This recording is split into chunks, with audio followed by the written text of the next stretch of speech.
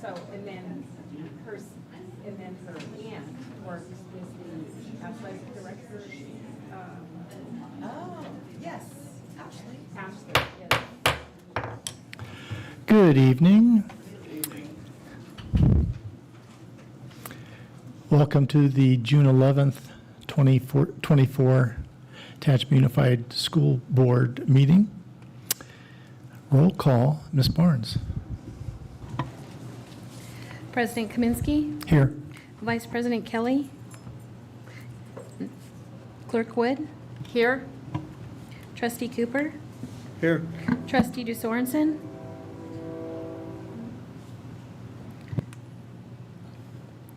I know she's on Zoom.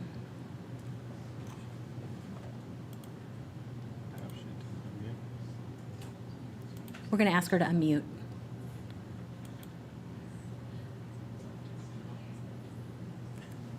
Try clicking right here.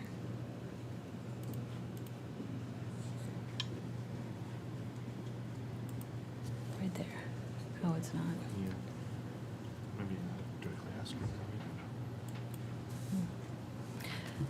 Trustee DeSorensen, can you hear me?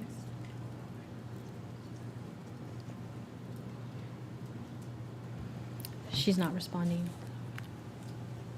Would you like me to proceed? No. Yes. Okay. Trustee Napier? Absent.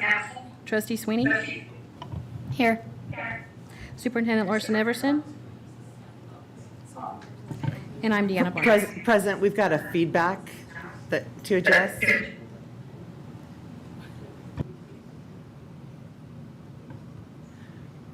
Mrs. Barnes, can you make a note for the record that the meeting was called to order at 5:01?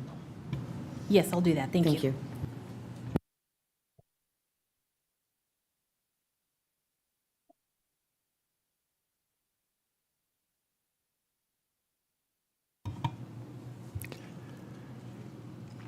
All right, we'll move on to the flag salute and a moment of silent reflection. The flag salute will be led tonight by Miguel Alegre Ramirez, TUSD Board Certified Behavior Analyst.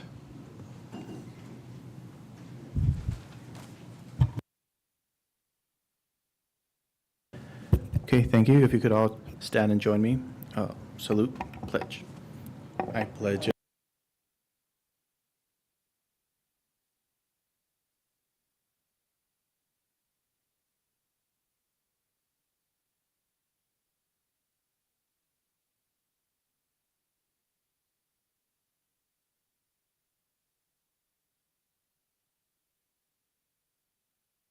Okay, thank you. You may be seated.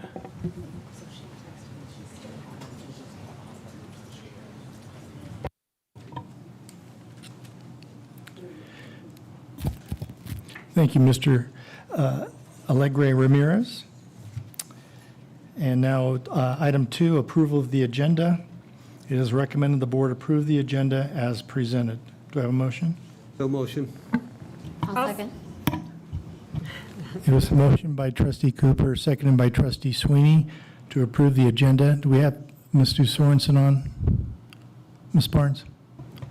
President Kaminsky, she is on the line, but we're not able to hear her, and I don't know if she can hear us. Okay, we'll do a roll call anyway. Okay. President Kaminsky, Aye. Vice President Kelly, absent. Clerk Wood, Aye. Trustee Cooper, Aye. Trustee DeSorensen, did you want me to mark her as absent? If we can't communicate, yes, and then we'll, Okay. Trustee Napier, absent. Trustee Sweeney? Here. Thank you. item 3, general function. Number 1, recognition of students, staff, and community. Superintendent Larson Everson.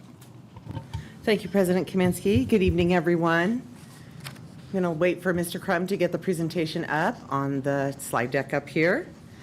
We're going to do a lot of recognizing of students this evening, and we're going to start with recognizing our co-valedictorians. And I think you're going to find all 3 young ladies to be quite extraordinary and impressive. Only 2 of them we anticipate being here tonight, but we'll talk about all 3 of them.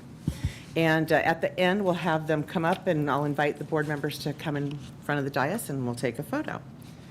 So, okay, good. We've got our sparkles and everything. So we're going to go on to the next slide and introduce you to our co-valedictorians and then our salutatorians. So we'll start with our co-valedictorians, and we'll begin with Layla Mullen. So Layla, if you could join us up here in front.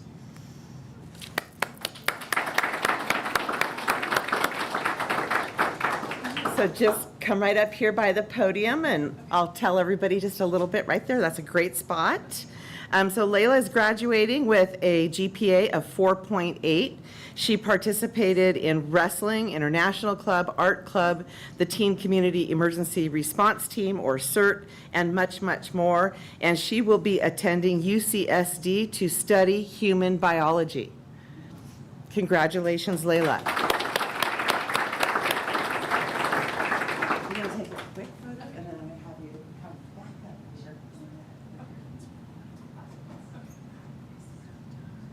Thank you.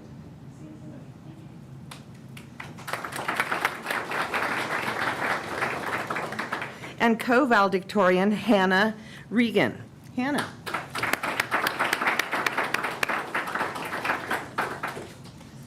So Hannah's graduating with a GPA of 4.6. She participated on the varsity swim team all 4 years of high school, was in Interact Club, Mathletes, and again, much, much more.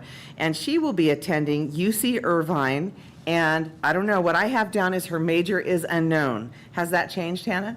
Criminology. Criminology, okay, criminology. Congratulations, Hannah.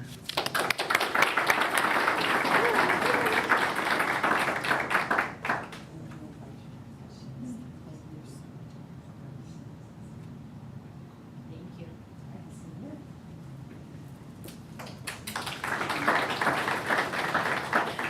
All right, and our third co-valedictorian is not here this evening, or I don't anticipate that she's here, Camille Foster.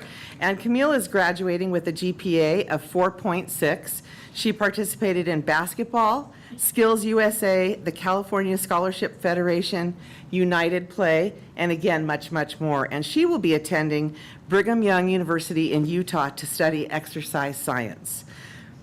Congratulations, Camille.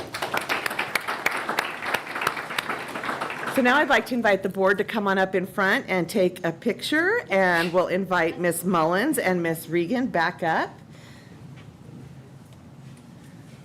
They're going to be burning up a pathway through here tonight because they're getting a lot of recognition.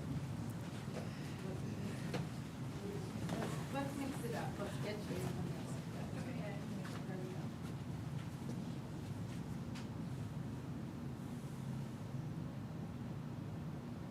Thank you. Congratulations.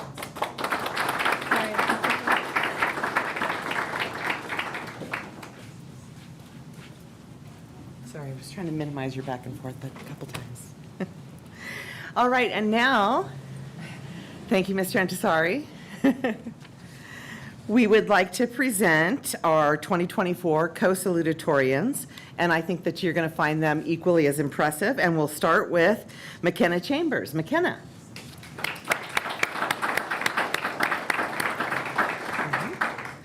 So McKenna's graduating with a GPA of 4.6.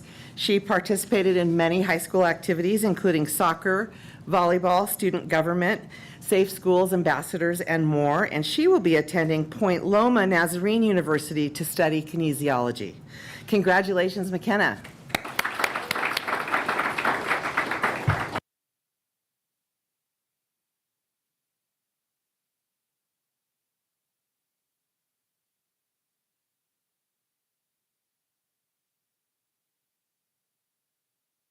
And next, let's welcome Davry Pogancord. Davry.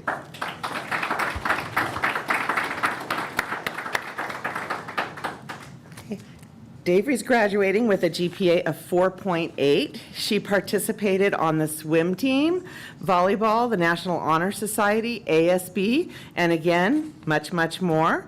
And she will be attending Point Loma Nazarene University to study nursing. Congratulations.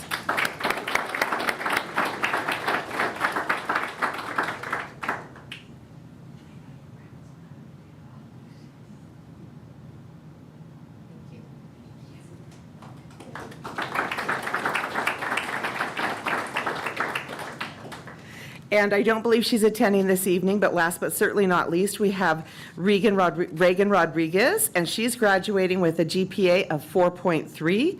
She participated on the swim team, National Honor Society, Graphic Design Club, and more, and she will be attending Colorado State University to study biomed.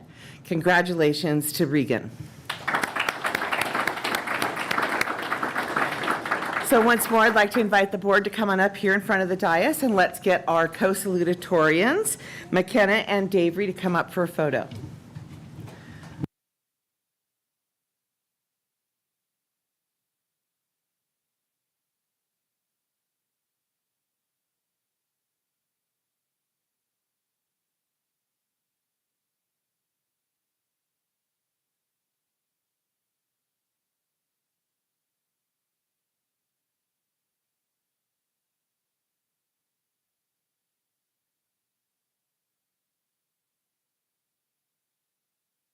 We're going to move on to the next slide, and it is now my pleasure to introduce you to this year's top 10 seniors. These accomplished students have the top 10 highest GPAs from the 2024 graduating class. Let's congratulate each one of them, and I'm going to have them come on up here to the front. Catherine Backus. McKenna Chambers, Caitlin Chitwood, Camille Foster, Grace Keller, Layla Mullins, Davery Pogancorn, Hannah Regan, Reagan Rodriguez, and Skylar Siraki. Congratulations to our top 10 2024 seniors.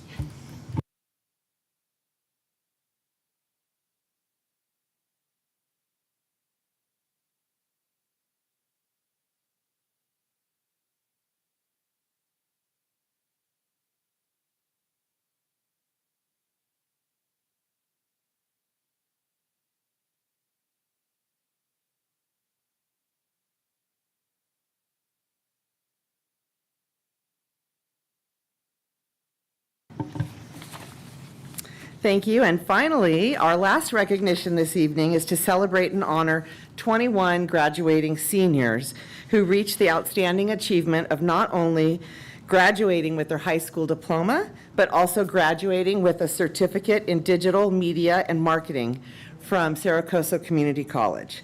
These hardworking students achieved this through their participation in the dual enrollment program at Tehachapi High School.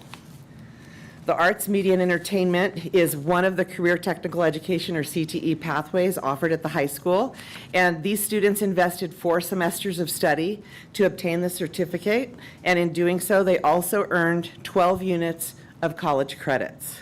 So please join me in congratulating our 21 Tehachapi High School 2024 Digital Media and Marketing Certificate honorees. And here they are. Giselle Cardenas. Cressida Chapman. Caitlin Chitwood. Zafde Cosio Ibarra. Scarlett Dyer. Michael Garena.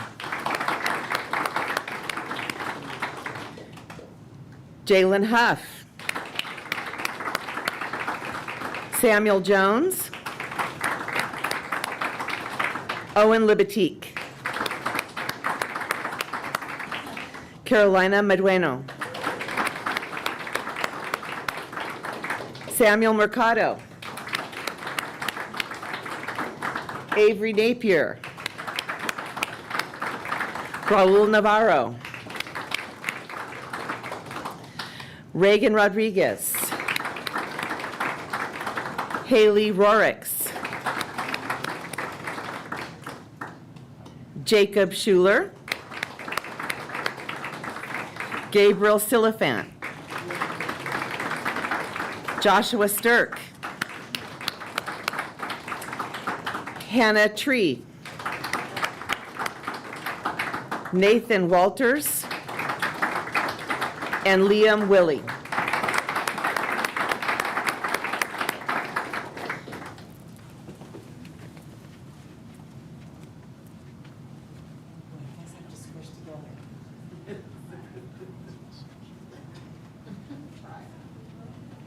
A little bit more squishing, a little bit more, a little bit more. There you go. Oh, you guys got it, professionals. 1, 2, 3. Awesome, congratulations. Well done.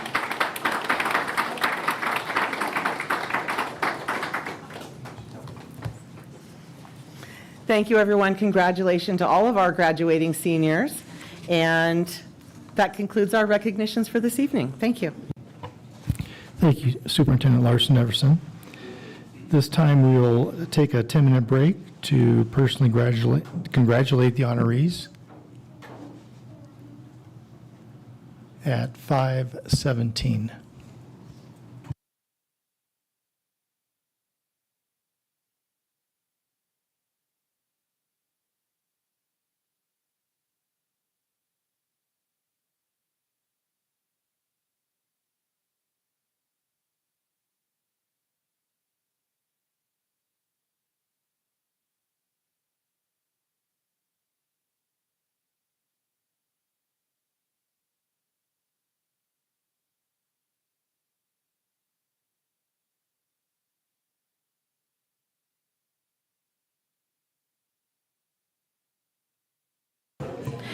Trustee Du Sorensen, can you hear me?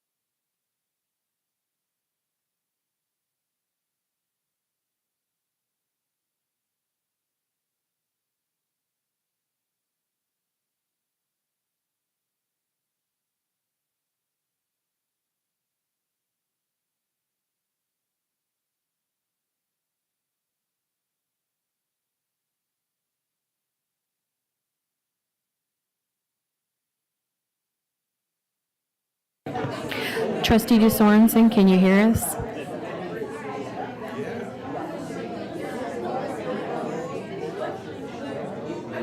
Do we with it?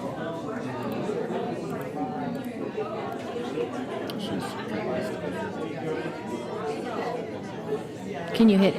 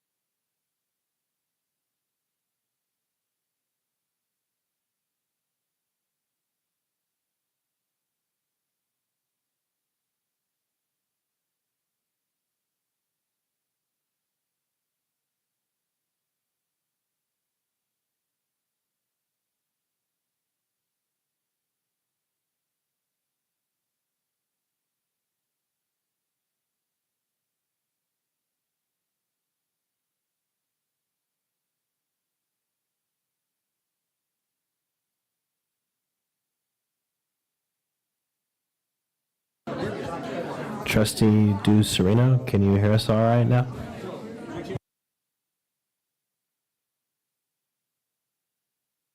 I can hear you, but now I have a family emergency.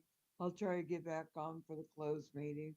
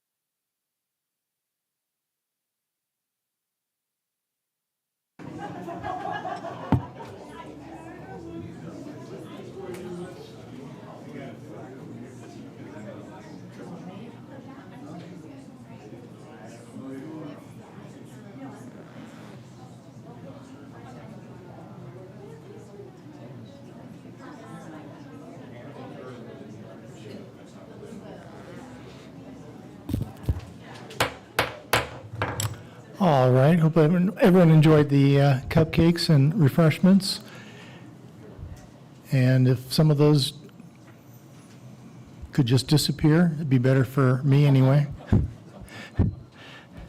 All right, we're going to reconvene at 5:28, and Superintendent Larson Everson has one more top 10 student.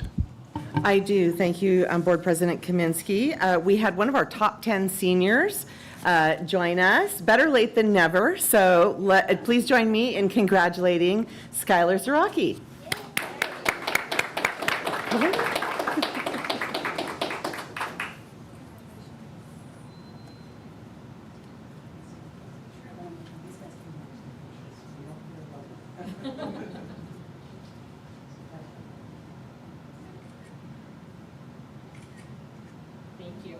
And so he doesn't feel so lonesome. You guys want to take a photo? Yeah, definitely. Yes. We want to take a picture. We saved the best for last. That's right.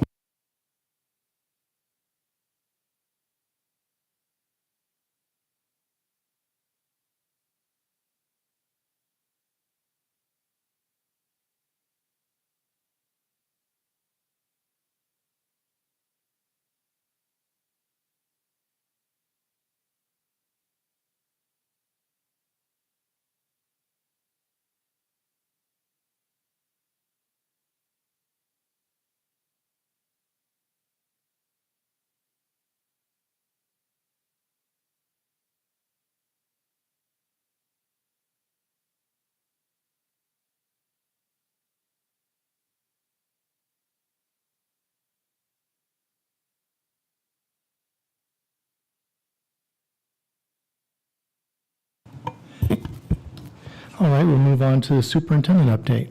Superintendent Larson Everson.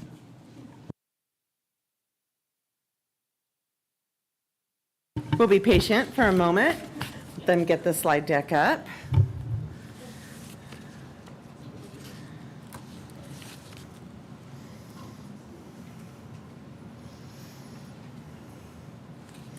Okay, let's get going with this evening's update. Next slide, please. So first, I just wanted to say thank you to all of our Capturing Kids' Hearts greeters that we had throughout the school year. I wasn't able to get all the photos on the slide this evening, but I wanted to thank them and thank our administrators for coordinating with students and families to bring them here in the boardroom. It's always wonderful to have students here, and I look forward to us continuing this tradition next year. Next slide, please.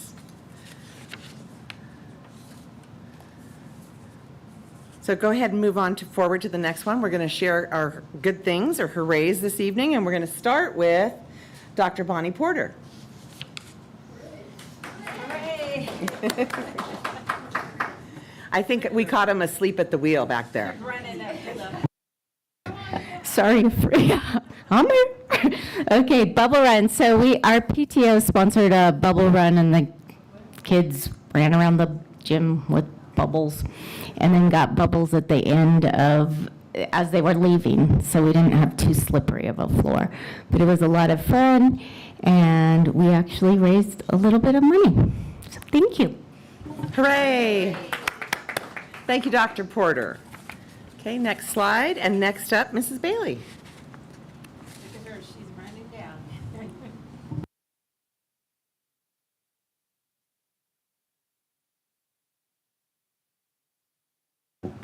All right, good evening. So we had our final PBIS event of the year, and we did field day. We've done this in the past, and it was organized by our amazing vice principal, Liz Bowden. Our kindergarten through third grade students played games at various stations. They did ring toss, sack race, frisbee, mini golf, and lots of others. So those are the pictures of them. It was adorable. And our fourth and fifth grade students played staff versus students kickball, which was so much fun. So our Eagles had a great time at field day. Thank you. Hooray! Thank you, Mrs. Bailey. And next slide, and Ms. Libatique.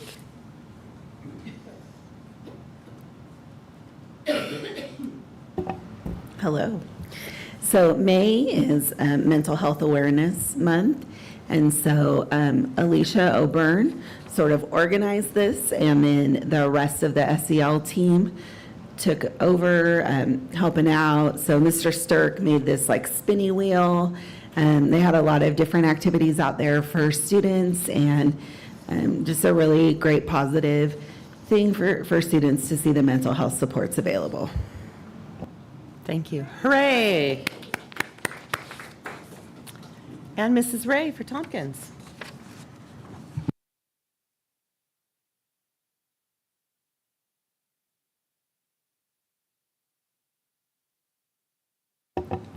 Good evening. Our students that completed their third and fourth quarter AR goals, it was about 300 of them. For semester 2, were treated to a walking field trip to the park where they had pizza, snow cones, and a magic show by this magician that you see a picture of up there. It was a really good time, but it was really hot. So they were hot walking back.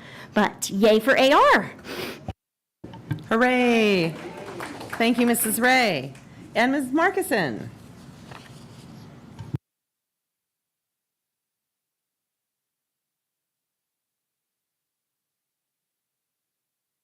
Good evening. My hooray this evening is for our team for also SEL over at CV.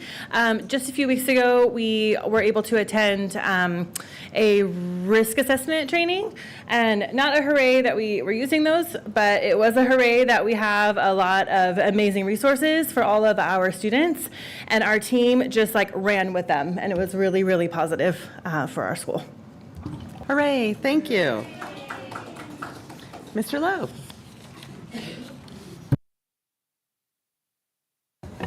So at the end of the year, we had lots of things going on. We had our field day, which was a school-wide event. It was all over the school, and we had a lot of people work on it, but I wanted to especially mention Megan Bowman. She really put this together and worked really hard as the ASB director and also as a PE teacher. We also had a play put on by one of our flex classes, the Diary of Anne Frank with Mrs. Tintle, and just a lot of activities going on for our 8th graders and the 6th and 7th graders as well. So it was a really fun last couple of weeks. Thank you. Hooray. Thank you, Mr. Lowe. Okay, I want to talk for a moment now about classified appreciation. We celebrated all of our classified staff the week of May 20th through the 24th, and I bet you can guess what our theme was. Superhero theme, yes.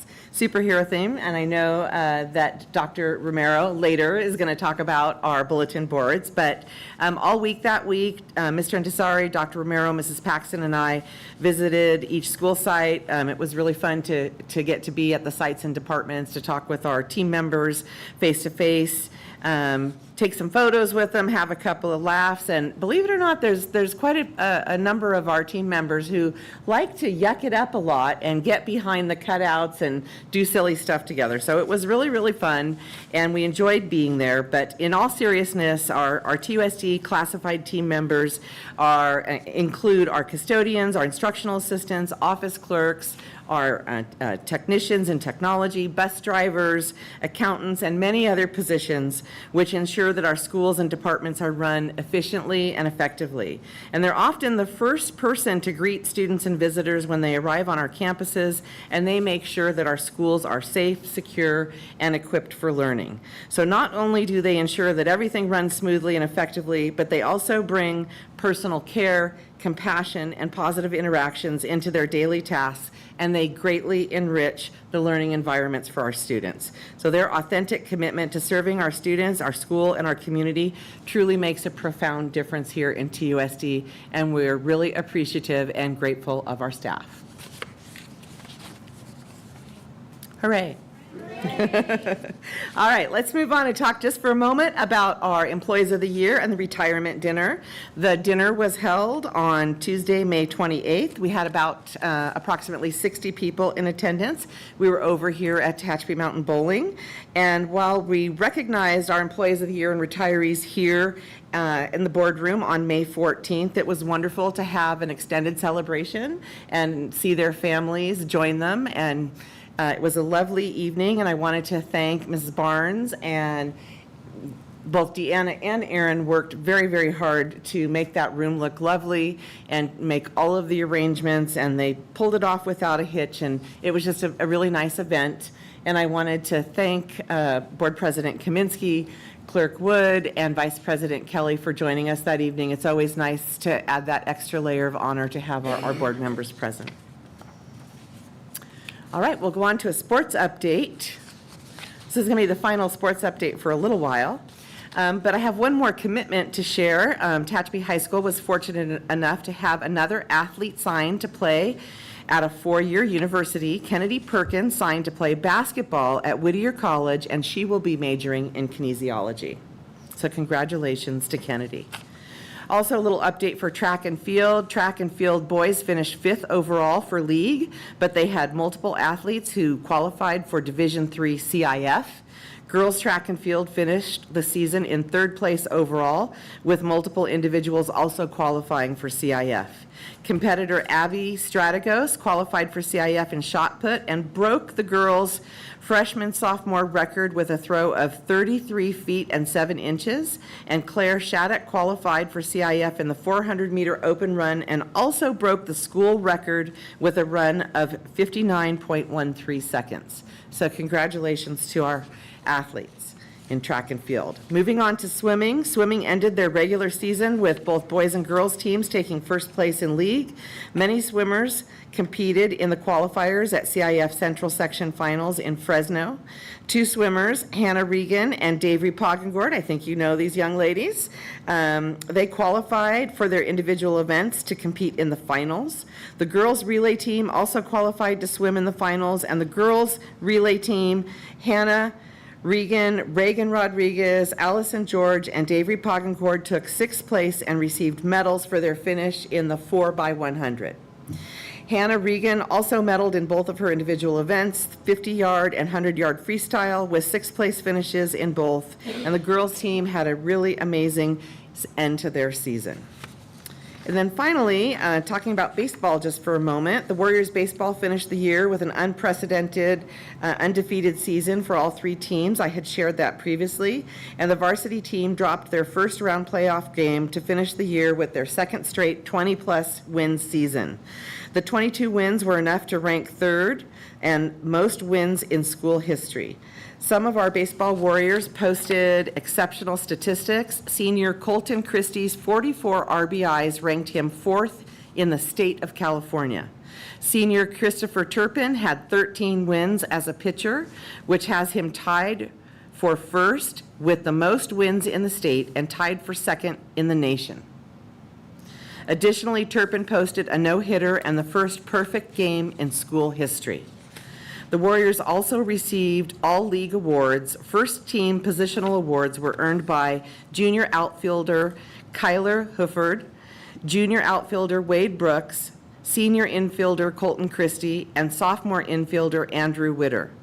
Also, all 3 of the first team special awards that were given out in our league went to Warriors, as sophomore Aiden Salazar was named Rookie of the Year, senior Samuel Cassio was named Pitcher of the Year, and senior Christopher Turpin was named Most Valuable League Player. So that was a lot of accolades that went to our baseball team this year. Congratulations to all of our Warrior athletes, and we look forward to another exciting set of seasons next year. Okay. I'm going to move on and talk just for a minute about capturing kids' hearts. It's probably really hard to see if you're looking up on the screen, so hopefully you can see the data on your laptop in front of you. Just wanted to share briefly, we completed our year-end Capturing Kids' Hearts survey. All of the survey scores are based on the Likert scale, if you're familiar with that. 1 is strongly disagree, 2 disagree, and all the way to the other end of 4 being agree and 5 strongly agree. And the first slide that I have up here is related to campus culture and climate, and we had 136 staff responses. And you can just see from the pattern of green, green are the areas where we, based on staff responses, exceeded National Showcase baseline in many, many areas. And this is really positive, and I think it's reflective of the increasing positive culture among our TUSD staff. And again, the survey data that we collect helps us figure out what adjustments we need to make moving forward as we continue to implement Capturing Kids' Hearts. But we'll go on to the next slide, which has our elementary data and includes responses from 464 students. Obviously, you can see that there's fewer green scores, but nevertheless, most of the scores are in the 3s and 4s. And areas most in need of improvement, a few I'd like to highlight are students scored collectively among those basically 450 students that in the area of my teacher uses our classroom social contract to celebrate positive student behaviors. So we are celebrating that we've got the social contracts up. Now, as we move into next year's implementation, we really want to focus on having teachers and students interact with those social contracts on a daily basis. And one way that they can do that is by focusing on one particular behavior or element through a class period or throughout a day, and then touching base with the students afterwards to see like, hey, did we meet the mark? Were we respectful today? Or were we positive today? Or whatever category that they were trying to focus on. So that's one area that based on that 2.2 score, we need to do better. Another one, students help to greet at the door, lead good things, and follow the social contract, and are leading launches. This is another area we can grow. The students scored it as a 2.6, and I think as we transition again into next year, that's something that we'll be looking for, is to be having our students more involved with those greetings at the door, presenting the launches, etc. And then the final area I wanted to address is number 18, my teachers or classmates use launches at the end of the class period or school day.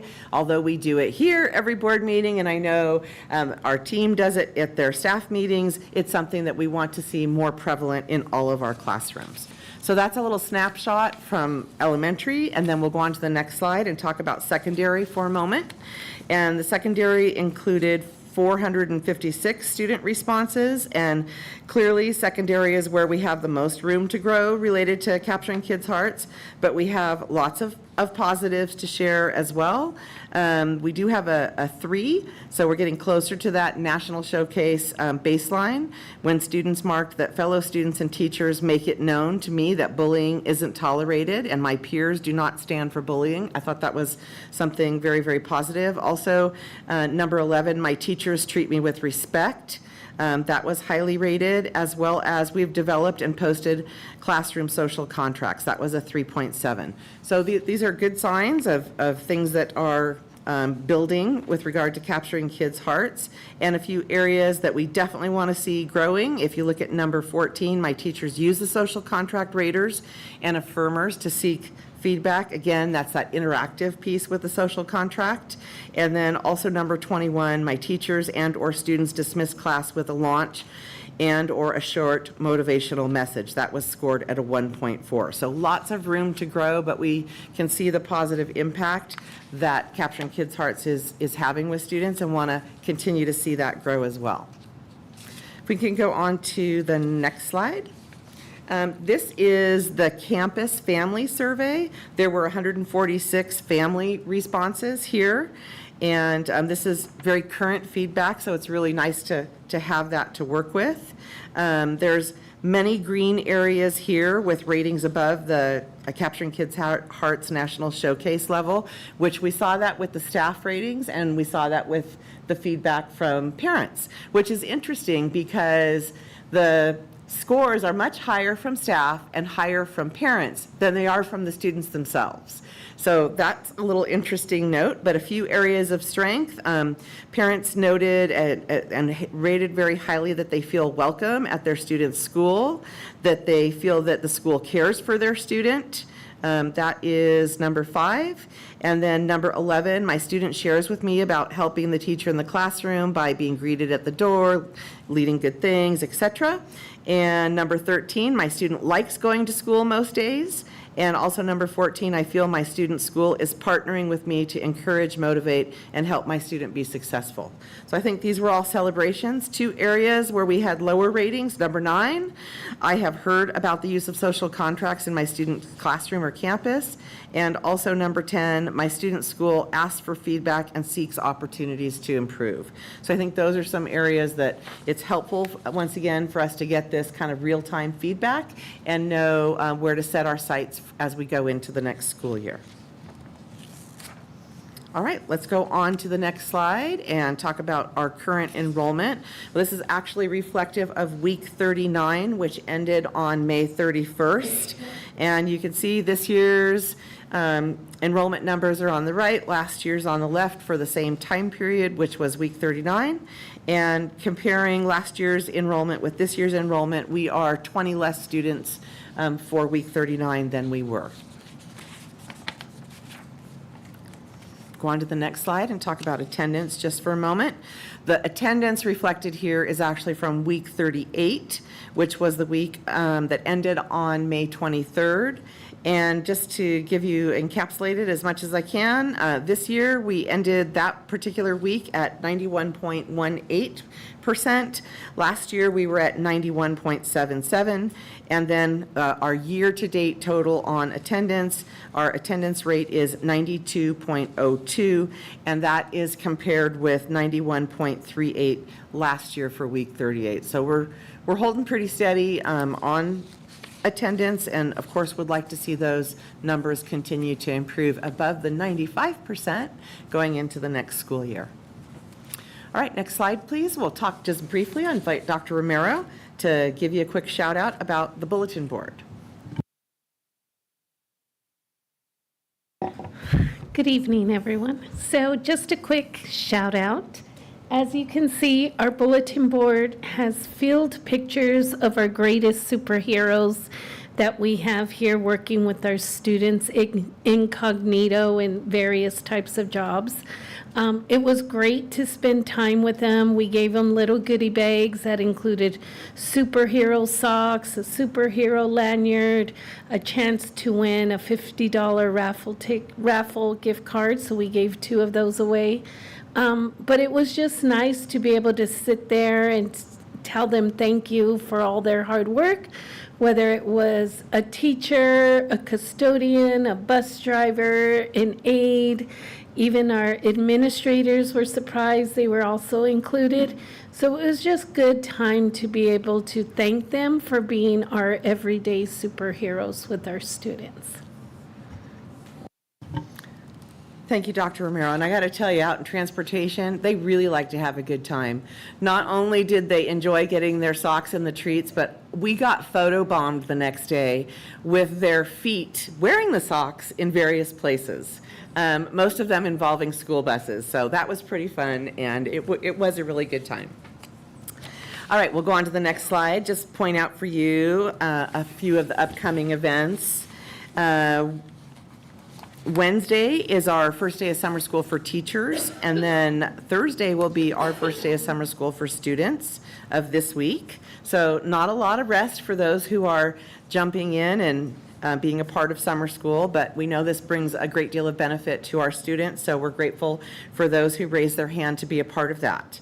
Juneteenth is a holiday that's coming up, and the district office will be closed on Monday the 17th. We have another board meeting this month. Remember, in June and August, we have 2 set so our next meeting will be on the 25th. And then fast forward to July, we will be having our leadership advance for 2 days and teacher professional development going on in early August. And then our welcome back event, believe it or not, we were already planning and talking about it, will be on Monday, August 12th. And the first day of school will be Wednesday, August 14th. So we just finished graduations and promotions, and we're talking about the start of school. But that's the cycle and here in education. And actually at the next meeting on the 25th, I look forward to sharing with you, because we won't have hoorays from the sites, but I'll share a little bit of information with you and photos from preschool promotion, middle school promotion, high school graduation, Monroe, and all of that.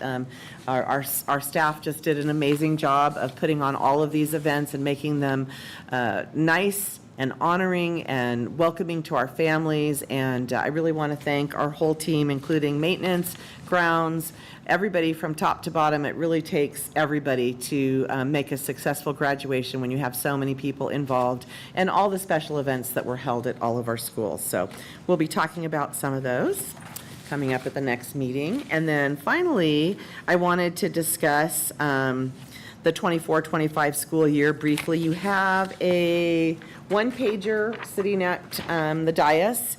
And this evening, our team will be presenting some critical items that are tied to the coming 24-25 school year, including the proposed budget and the local control accountability plan. And while there are many components to each of the items that will be presented tonight, I think it's important to note that all of our budget and local plan items directly reflect our TUSD mission statement and the board's goals of student learning and achievement, as well as safe and effective learning environments for students. And as a district team, we're working hard to ensure that our students have a sense of belonging, that they feel safe, and that they experience academic success. So these core values really drive us forward and are at the heart of our budget decisions and our local control accountability plan. And I want to thank Chief Business Officer, Mr. Antasari, and Chief Administrator of Instructional Services, Ms. Andrea Paxton, in advance. They'll be sharing the budget and the LCAP this evening, and they have really done a yeoman's job putting everything together in a comprehensible way, and they're going to be sharing it with you tonight, and I just wanted to thank them. So without further ado, that concludes my update for this evening. Thank you, Superintendent Larson Everson. Moving on, we have TAT update. Ms. Bowman.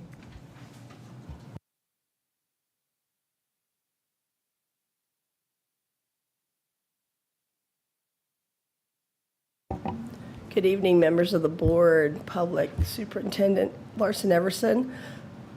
I left school with this cold, and I'm slowly but surely getting over it. I wasn't sick all year, and I managed to catch this dang thing.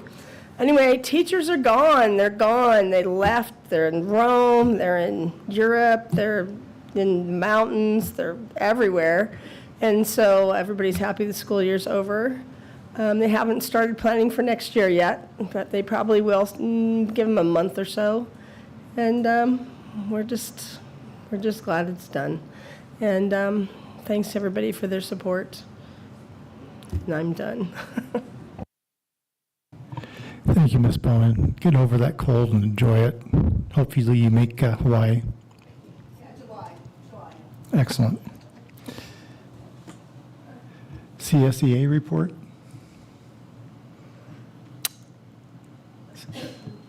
Seeing no one. Board communications.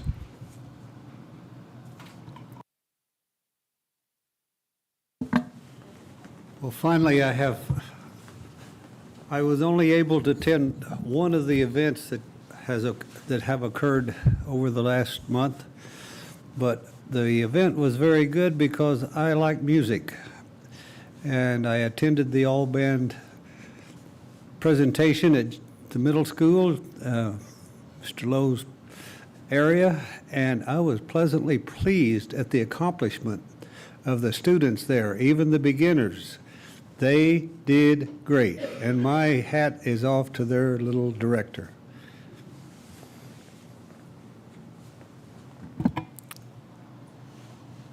Clerk Wood. Just all the events, I just heard a lot of great buzz about all of it, how well everything was presented, and the graduations, how smooth they went. I was not there, but I heard a lot of good things about the few weeks of school, so a lot of positive. Thank you. I'll add on to the graduation. The high school graduation, at the middle school, we sit on the stage. At the high school, we sit in front of the teachers, and I had a blast sitting in front of some of the teachers because they were yelling out, "Way to go, good job," and the faces on those kids, absolutely, for most of them, smiles ear to ear, and a lot of teachers took pictures of the students posing with their newly gotten diploma. It was just, I told the teacher sitting behind me, I won't name them, but you guys have to sit behind me next year too. Very positive. Hooray. Hooray. All right. Item 6, public hearing for the 2024-2025 proposed local control and accountability plan, LCAP. The local control and accountability plan requires the governing board to hold a public hearing on the local control and accountability plan, local education plan, to solicit public comment. The LCAP has been available for public inspection from June 7th, 2024 through June 11th, 2024 at the Tehachapi Unified School District office located at 300 South Robinson Street, Tehachapi, California, 93561. Also leading to a public hearing which will be held at this time. The regular meeting will be adjourned now at 5:57 to allow public comments prior to the adoption of the 2024-2025 Local Control and Accountability Plan. Are there any public comments? Is there any other discussion? The public hearing is adjourned and the regular meeting is reconvened at 5:58.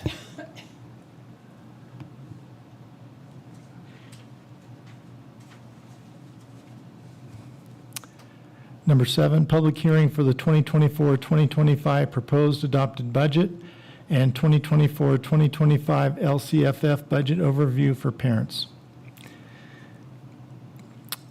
As required by Education Code Section 72103, the board must hold a public hearing prior to the adoption of the 2024-2025 budget. The draft proposed 2023-2024 budget is available. Shouldn't that say 2024? 2025? Yes. Okay.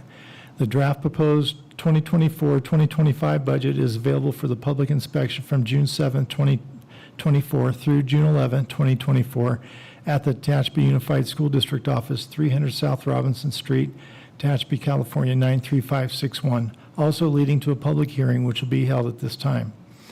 This public hearing is to solicit recommendations and comments from members of the public to the governing board regarding the draft of the district's budget for the fiscal year 2024-2025.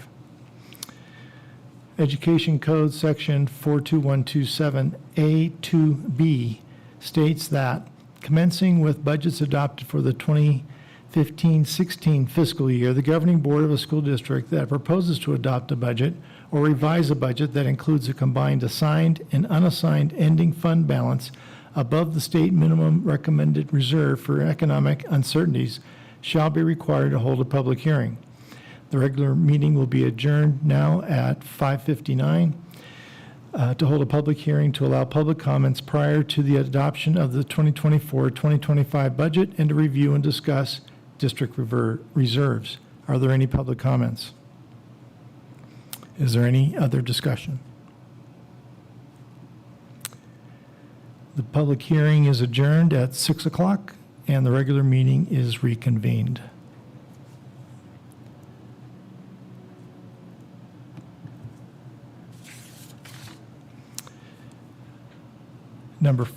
Roman numeral 4, public comments. Public comments will be allowed. The board chair will recognize any member of the audience wishing to speak on items not on the agenda but directly related to school business.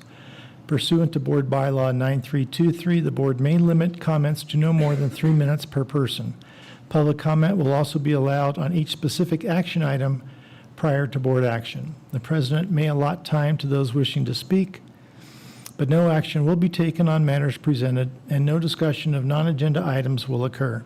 If appropriate, the president or any member of the board may direct that the matter be referred to the superintendent's office for placement on a future agenda. Are there any public comments? Seeing none, we'll go to 5, consent agenda.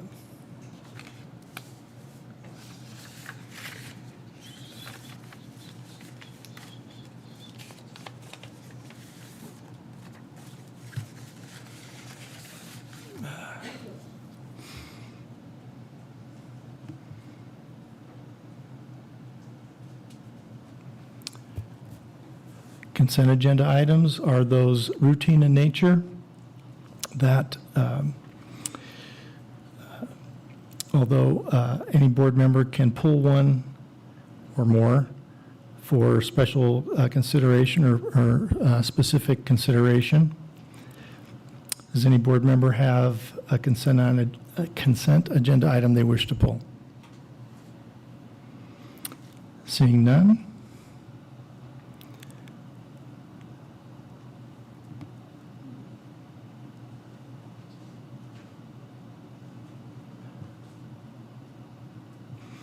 I need a motion for the board to approve the consent agenda as presented. I'll motion. I'll second. It was moved by trustee Sweeney, seconded by trustee Cooper. The board approved the consent agenda as presented. And Mr. Sorensen is still not on. All in favor say aye. Aye. Any opposed? Motion carries 4-0. Superintendent, information item, presentation draft 2024-2025 local control and accountability plan, proposed adopted budget, and 2024-2025 LCFF budget overview for parents, local indicator self-reflection, and 2024 LCAP annual update for 2023-2024. Superintendent Larson-Everson. Yes, there's a lot of items to be covered this evening, as I mentioned earlier. And at this time, I'm going to introduce our Chief Administrator of Instruction, Mrs. Andrea Paxton. And I know that Mr. Antazari will be joining in for some pieces of this presentation as well. So welcome, Mrs. Paxton. Thank you. Okay, so Ben, if you want to go to the next slide, please. So within this presentation, we're going to review the outcomes from the 21 through 2024 LCAP, which is the annual update, progress from the 23-24 LCAP, which would be the portion of our local indicators. We'll review the proposed new LCAP that will begin July 2024 and continue through June 2027. And then Mr. Antazari will review the 24-25 budget overview for parents and the 24-25 proposed budget. So when we review the 23-24 goals of the LCAP, I tried to synthesize the metrics and really pinpoint some celebrations and then some areas of need that need to be addressed. So some celebrations is that TUSD, we increased the number of credentialed teachers by 5%. So what we're seeing is that teachers are moving from interns to earning their preliminary teaching credentials. And then we're also recruiting to fill vacancies early on. So we're able to recruit teachers that have a credential already. And then also through an internal audit, TUSD is offering a broad course of study. We have continued to add choices for students based on student, parent, and community input. As a board, you guys have approved additional courses at the high school and middle school. So we've added additional dual enrollment courses, visual and performing art sections, and most recently we added an agricultural class that will begin next school year. And then our EL students exceeded the expected outcome on progress on the English language proficiency indicator on the California School Dashboard. The intended outcome on the LCAP document was 58.5% of students would make progress towards English proficiency, and we achieved 59.5% of our EL students making progress towards English proficiency. And then for areas of need, although we continue to make progress in language arts and math, student achievement is still below where we would like to see it, especially in math. So that's definitely an area that we need to continue to focus on in the new LCAP document. And then second area of need is our EL reclassification rate. Our reclassification rate actually increased pretty significantly. We were at a reclassification rate of 1.9% the previous year, and we jumped up to 16.5%, but our goal was 25%, so it's still an area of need for us. Okay, goal 2. So in goal 2, it talks about the instructional program and student outcomes. And we did have some celebrations in this goal. Our A through G completion rate increased to 20.5%. In just 2021, we only had about 10.5% of our graduating seniors meeting A through G requirements. So we've doubled that. However, that's still an area of need because prior to COVID, our A through G completion rate was about 62%. So that's still an area where we want to focus. And when this action was created, our goal was to have 71% of our seniors meeting those A through G requirements, but LCAP was developed prior to COVID. And so, things happened. And so we're starting fresh.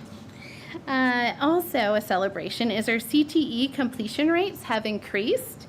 In 2021, about 10.5% of our seniors graduated with completing at least one CTE pathway. And in 22-23, 20.5% of our seniors completed at least one CTE pathway. So again, that number has doubled. So that is really those two things. I mean, that THS, we partnered with them and we're really seeing an improvement for our students. For areas of need, in 22-23, the college and career indicator was reintroduced to the dashboard. It hadn't been there since prior to COVID. 26.3 of our TUSD graduates were identified as prepared for college and career upon graduation. Prior to COVID, that number was 51.2% of our seniors. So that is definitely an area of need. In order to be identified as being prepared for career or college, there's lots of pathways for that indicator. So students includes how they did on their CAS performance, CTE pathway completion, AP scores, A through G completion, and then also completion of college credits.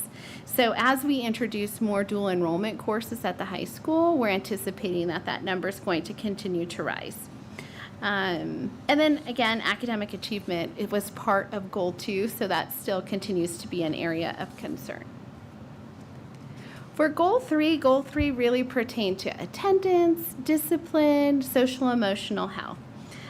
So areas of strength, we had many parent feedback events with our superintendent. So our goal was actually to have 15 events with Mrs. Larson Everson, and she held 16, so we exceeded that goal. So that was nice to see, and just even it reinforces what she shared with the CKH and the California Healthy Kids Survey, is that parents felt like they have many opportunities to get involved and provide feedback. Another win or hooray was our chronic absenteeism continued to decrease. So we had a decrease of just slightly over 22%.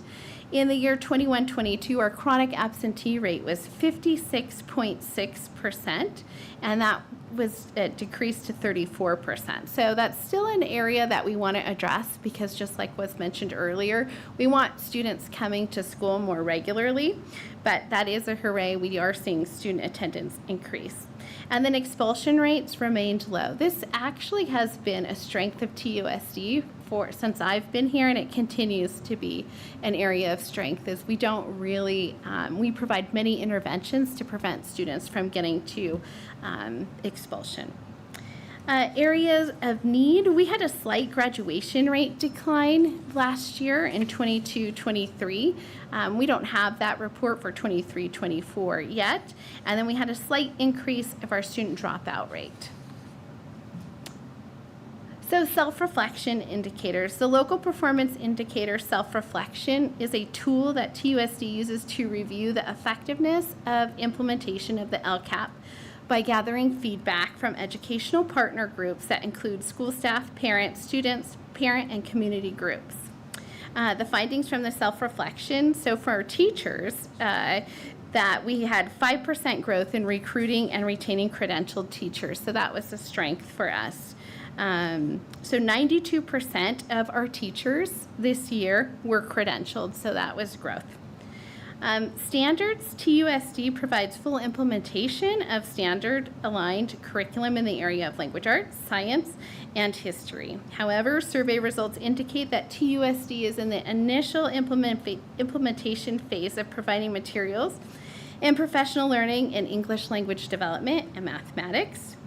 This rating reflects the recent adoption of the California Mathematical Frameworks that was adopted just about a year ago. So as you remember, you recently approved adoption for elementary and middle school, and we had our first professional development for the new math adoption just yesterday, actually. And then for parent engagement, survey respondents from California Healthy Kids Survey indicated that the district and school sites provide many opportunities for parents to become involved in their child's education.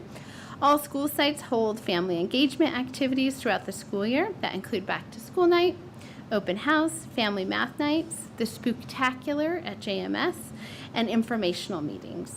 And then community members also did report through the solicitation of input that there are adequate opportunities for them to become active participants within TUSD through school site councils and district groups such as parent-teacher organizations, school site council, ELAC, DLAC, Sipping with the Soup, Citizens Task Force, PTO presidents, and facilities advisory groups. Okay, so now we get to the part with our new LCAP, our proposed LCAP for the 24-25 school year, and this will carry us through June of 2027. So it's a 3-year plan that defines our goals for that 3 years. We solicited input from educational partners that help to develop our goals and create actions and services to achieve those goals. We outlined expenditures to support the goals and actions and created metrics to measure our progress. And so these were the groups that I solicited input from. At every site, there were listening circles that were held with students that I attended and partnered with our school social workers. And from those listening circles, we created notes that impacted the LCAP. For staff, I attended a school site council meeting at every school site, which is composed of parents, community members, staff members, which would include teachers, and classified staff members. And then we held meetings here and invited TAT members and CSEA members to provide input on the LCAP. And then also at management meetings so that we got everybody who wanted to have a say-so had the opportunity to say something. And then parents were invited or attended school site council. Also, we used information for the California Healthy Kids Survey. I attended the PTO president's meeting with Superintendent Larson Everson and got input from that group, and then also the superintendent's parent advisory committee as well. And then community groups, we had Citizens Task Force that weighed in and provided robust input, and we had Facilities Advisory Committee as well.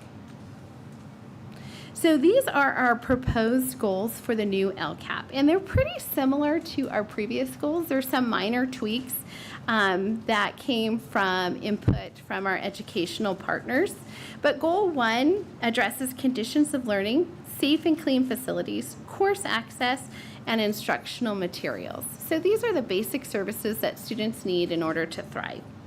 Goal 2 addresses state priorities of student outcomes, pupil engagement, instructional strategies, and student achievement. So this is the next layer of things in order to support our students.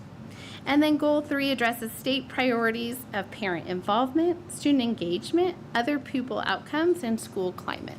So again, actually Goal 3 pretty much stayed consistent with our previous LCAP. It still encompasses social emotional learning and so forth. So within the LCAP, we have the local control funding formula dollars that are allocated, and they're allocated towards people, instructional and non-instructional. So it includes our maintenance department, custodian, teachers, paraeducators, and so forth. It includes facilities. We have a budget in there to maintain our facilities, make sure they're in good condition for our students. And then additional actions to meet student social emotional needs, behavioral needs, attendance needs. And then we have all the things, the books and the supplies that students need in order to be successful. But we did layer in some new items, and some of the things we were doing but weren't included in the LCAP, and some items are brand new. So Chromebooks, student Chromebooks are now part of the LCAP because we really do want to increase the monitoring of the Chromebooks we're checking out and how much money we're spending on that. But we also want to make sure that every student that needs a Chromebook gets a Chromebook. Also on tonight's agenda, where I'm going to be talking about AVID a little bit, but AVID is a new program that we'd like to bring to the high school, so there's an action item to fund that as well. And then SAT preparatory course and SAT testing. This was from parents. They really would like THS or our district to offer that for students again.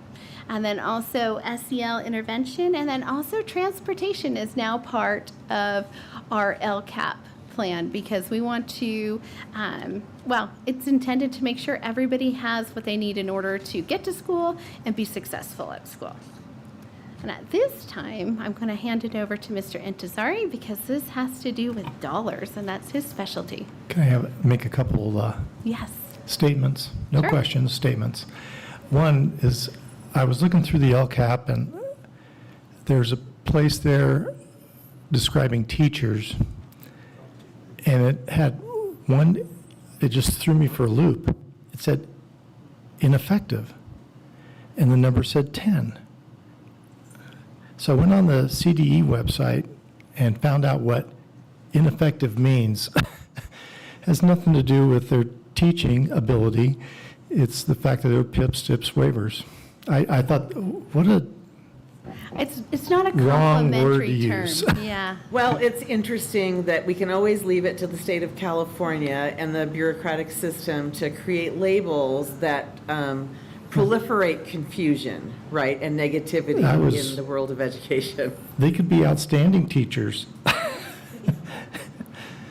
It just, so if anyone with the district is I doubt the state gives takes public input on the LCAP, but that's from me. You can put my name on it. Second, I saw a link for districts, so I clicked on it, and I was hoping it might be said tonight. This is a hooray. And I know we have areas to work on, and you've identified them. But overall, in all those areas you covered, the district gets a color. And red and orange being what you don't want, and yellow, blue, or green, what you do want. And there was only 4 districts in the county that did not have the overall red or orange. It was Lost Hills, Fruitvale, Norris, and Tehachapi. So all district employees need to be congratulated. Definitely, yes. Hooray. Hooray.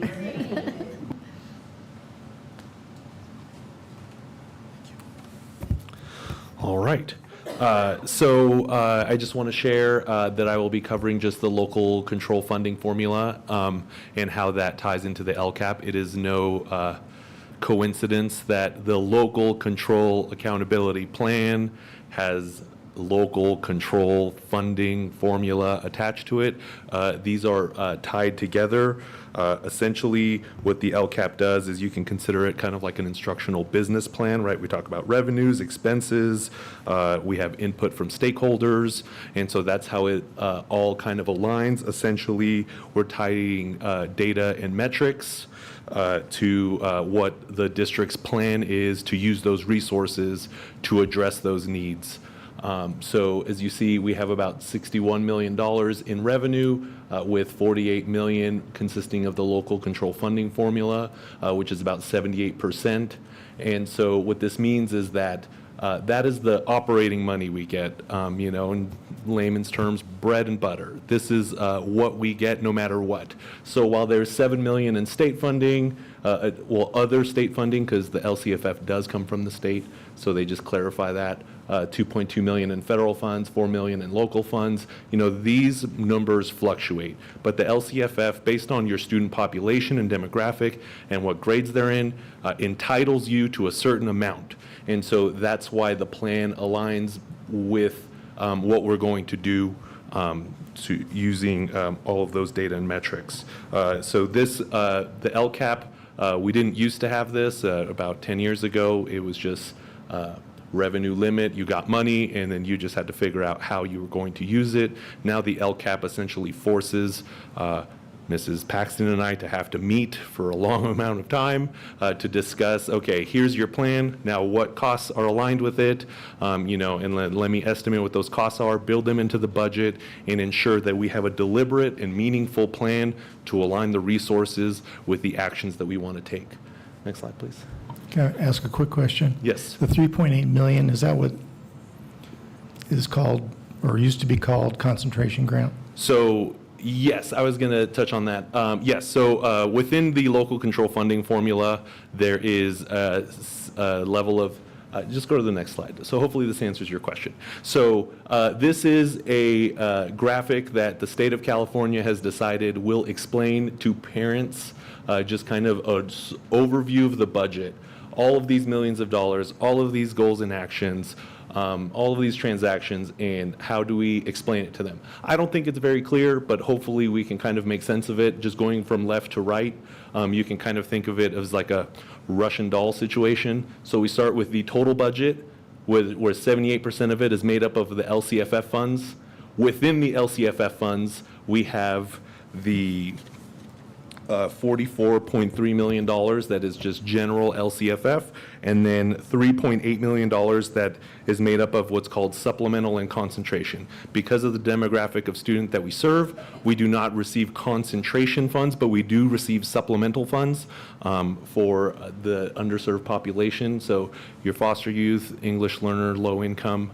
And so similar to Title I, we receive a certain amount of funding based on what that population is in the LCFF as well as in other state and federal funds.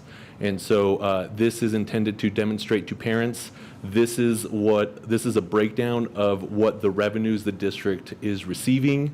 And then the next slide, please. And then here it has us explain, okay, so this is your total budget. And now this is the total that you've budgeted in the LCAP. And then there's a difference, and we must explain ourselves. So obviously, the LCAP is deliberate, it's meaningful, it takes account student data, it's very specific, but what's not included in the LCAP is other operating expenses, right? Things like utilities, things like administrative costs, a lot of the stuff going on at the district office. Whether we had this plan or not, those costs are going to exist, so they're not really meaningful to put into the plan and align how, the business services is going to help, support student achievement. And while we do, we're far removed from it and would only make the plan much, much longer, much more complicated, and not as meaningful, because what we're trying to do is just explain to parents, especially a lot of not trusting government. While I think that's mostly geared towards federal government, I think local government are heroes. We do want to demonstrate to parents that we do take the resources seriously, and this is what we're doing with them, and the LCAP allows us to do that. Any questions I mean, we will go over this again, unfortunately. Thank you.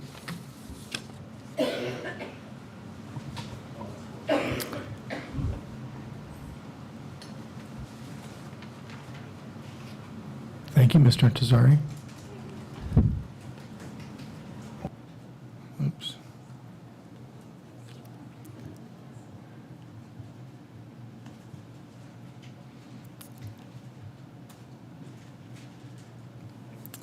Which leads us to item Roman numeral 7, business. Number 1, information item, budget presentation, fiscal year 2024-2025 proposed budget. Mr. Intezari.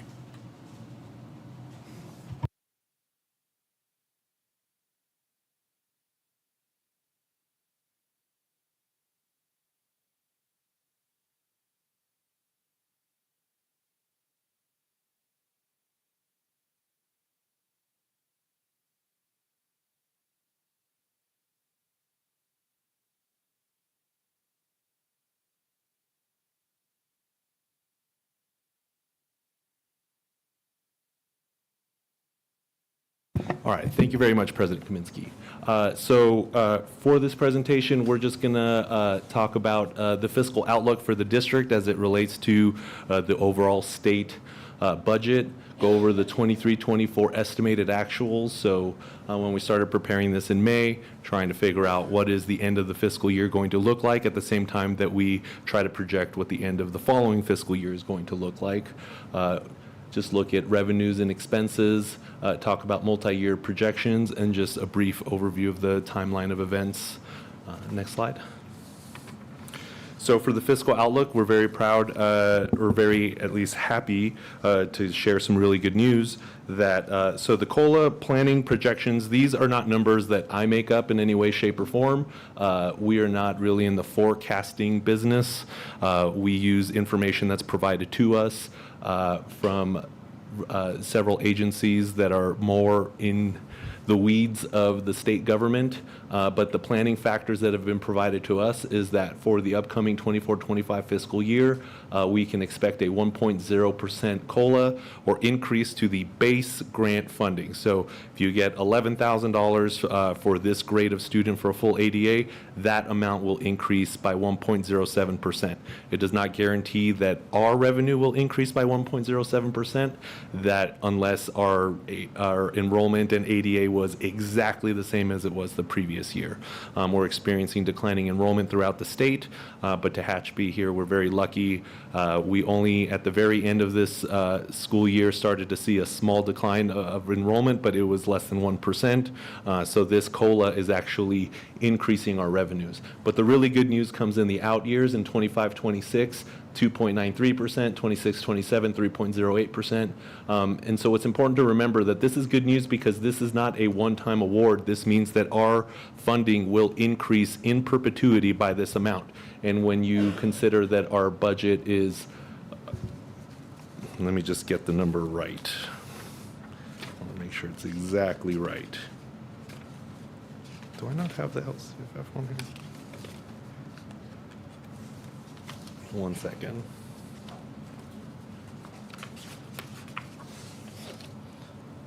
So when you're talking about $48.186 million, 1%, you're talking about $480,000.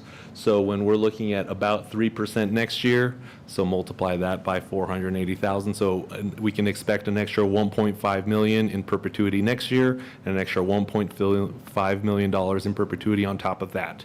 Now, we can talk about how that relates to the legislature. The education side of the budget is, as of the May revision, has been preserved. A lot of the concerns over the governor's budgeting, his proposed budget, there's a lot of thinking that there might be some political motivations, but the good news is that the education side of that budget is remaining intact. The state is using their own reserves to continue funding educational investments. Whether that's a good idea or not is not necessarily up to us, but we will certainly take the good news. So we're really happy to share that education is preserved in the state budget. Knowing that These numbers do change. Similar to the, I use the analogy of when you're driving and you see someone in front of you kind of swerving, right? You create a little distance and make sure that you can course correct accordingly and make sure you don't crash into them.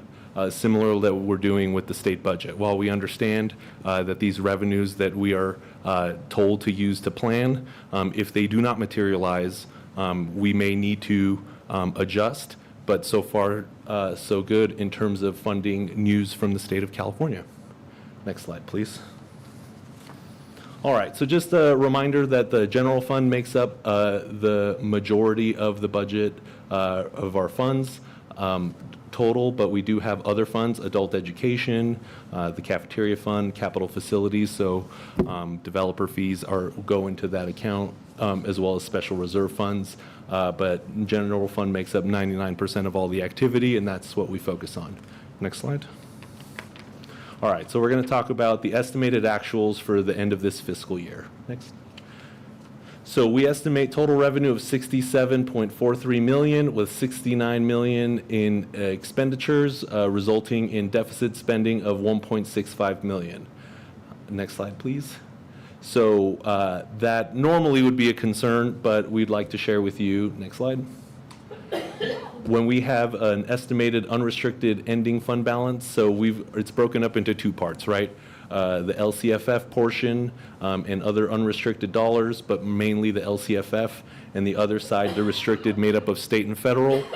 We have estimate to be ending the year with $15.97 million in unrestricted fund balance. The board 9% reserve cap is about $4 million, so it demonstrates that we have almost $12 million in excess of the board's minimum reserve, and certainly well above what the minimum 3% reserve would be of about $1.25 million. On the restricted side, we have about, can you go back one? All right, about $11 million. So most of this consisting of those block grants that were received, remaining restricted dollars that have not been spent, that are planned. This is money that we receive that not only should we spend, but we have to spend. Most of it does have an expiration, and so it's important that we utilize those funds. Next slide. All right, and now we're going to talk about next fiscal year and our projected revenues and expenditures. Next. So for next year, we're assuming a total revenue of $61.85 million, budgeting total expenditures of $66.82 million, with almost $5 million in planned deficit spending for 24-25. Again, does not look like good news, but when you consider, the next slide, we'll touch on the reserves, but because we do have high reserves, and the state at their own level have their own reserves, we are required to spend or at least commit funds to spend, because the essential concept is that the students today generate the revenue and those funds should be spent on them.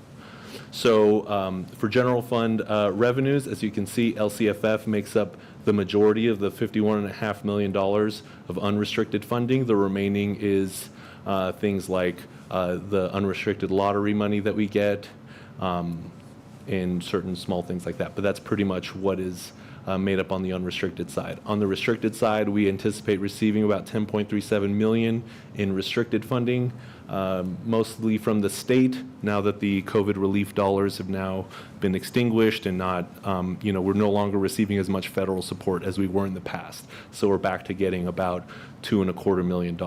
So in total, we expect to receive about $61.85 million in revenues. Next slide. In expenses, we have about $44 million coming out of the unrestricted side, $22.39 million on the restricted side, totaling the 66.8. Next slide. So you can see most of that was made up of salaries and benefits. But when we look at the fund balance, next slide, we anticipate 24-25 unrestricted deficit spending of 1.84 million, with 3 million being on the restricted side. So that money that we've received, the Learning Recovery Block Grant, the Arts, Music, Instructional Materials Block Grant, there's also some restricted funds that we've held on to, knowing that we're going to need to tap into those, has helped us build that strong fund balance, and so it's important that we spend it down. Next slide. So this would leave us projecting that in June of 2025, we would have 14.135 million in unrestricted reserves, again, 10 million in excess of the board's 9% cap, and 8 million remaining in restricted fund balance. Next slide.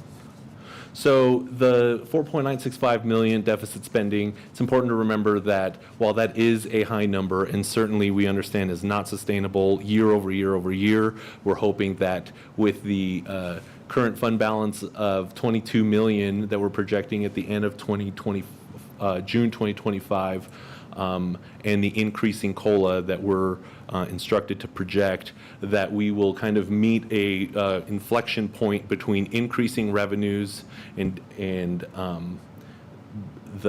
while the spending is kind of going to meet what the revenues are at. Next slide. So multi-year projections, these are extremely important because we are required to demonstrate that the school district is able to meet its obligations not only in the current fiscal year, but the 2 out years past that. So, I mean, it's crazy to think that I was trying to estimate numbers for 2027. It sounds absolutely futuristic, but we have really good news to share. Next slide. So here, when we're looking at the multi-year projections, right, we have 61.8 coming in, 66.8 coming out. So we have about, the 5 million that we talked about in the impact to the fund balance, a decrease. Same with a decrease of 2.3 in the next year, and then a decrease to the total fund balance of 2.744 the following year. And so we understand red numbers, big red numbers, not ideal, but it's important to remember the majority of that is composed of restricted funding that we're trying to spend down, right? That's why we're making these major investments into 21st century classrooms, that math curriculum that is not cheap, and starting, now that we have the arts and music funding through Prop 28, which we'll share more about a little later, the district, thanks to the board's approval of the plan, we have already invested separate from that money from Prop 28, $250,000 into new supplies, instruments. So it's really exciting to really be able to fund a really strong program from the beginning and see where it goes. Next slide. So this is the impact that it has on the fund balance. So from 24-25, we start with 27.1 million, and then we end with 22, with the 9% reserve at about almost $4 million. And that $4 million is pretty consistent throughout. So as you see, through 26-27, with a projected ending fund balance of 13.1 million, with 4.1 being the district's reserve criteria, the district is fiscally healthy. Obviously, that if we were to expand this kind of level of spending 5 years out, 6 years out, 7 years out, it's not good. But the thing is that we do have time to adjust. It just really depends what these COLAs are really going to come in at. They could tell us 3% and then change it to 1.07%. We just went through that. But the 3% could turn into 5%, 8%, like we've seen before. So we certainly understand that it doesn't feel like a strong state economy, but it's important to remember that the funding that education is getting is maintaining at a high level. So I'd really hate to be what's on the other side of that state budget. Next slide, please. So just a timeline of events. So we adopt a budget for the next fiscal year in June. In August, if we have any material changes to bring to you, because the governor's budget has not been formally enacted, usually what is provided at the May revision of the governor's budget is what gets enacted, but 2 years ago that number changed significantly, and it was difficult to get a formalized change to the adopted budget because we couldn't meet the 45 days requirement. But it doesn't mean that, it just means that there's going to be big differences between the budget we adopted and what we're projecting throughout the year. So the first opportunity to revise is in October. That's the end of what's called the first interim. That's when we focus more on our revenues and we see, okay, this is how many kids we're getting. This is, at the rate we think that they're going to be attending school, and so we can project. And then by December, we would be reporting on that information and what the new revisions to our budget and forecasting the multi-year projections is going to look like. Any questions? Any more questions? I've been good today. The COLA, that 1.07, is that in concrete, jello, dust? Based on how our CBO meetings have gone and the information that comes down from School Services of California, it is in our planning factor, and it sounds more likely than not. Again, whether there's political motivations to prop up the education budget using state reserves or not, it's what we're told to expect. It would be a significant change to take that away from what we're being told. And what was it projected to be when they first started talking about budget? Like a year ago? Yeah. Yeah, it was about 3%. I don't remember exactly, but it was, a significant So then the hit. 2.9 for next year, that's basically somebody throwing a dart at a dartboard? It's literally called the dartboard. The document that we get from School Services of California, the largest consulting agency, they provide what's called a dartboard, and I never really thought about why it was called that, but that now makes some sense. It actually has projections out until 2028, 2029 fiscal year. Do they change? Yes. But to use any other type of factor would just be me literally shooting in the dark. Right, so you base your projections on that, as all the CBOs do, and so when you have to change those, most likely lower, because that year's COLA is going to be too high, we won't blame you. Well, I appreciate that. It's got to be very frustrating. We're dealing with that part of the budget. It isn't. I'm not in control of it. And so really what we do is we put ourselves in a position where when that bad news comes, we're able to pivot, make sure that we can do something that whether it's, looking to increase revenue, use restricted sources, limit spending, there's other options, but it's not. I'm not terribly afraid. Like if those numbers were zero, we would still be able to meet our obligations. It would just not go much further past the 3 years. Right. Yeah. All right, thank you very much.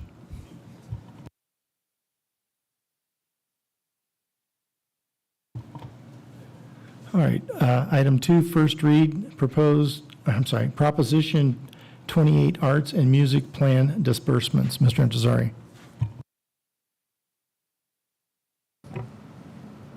Thank you, President Kaminsky.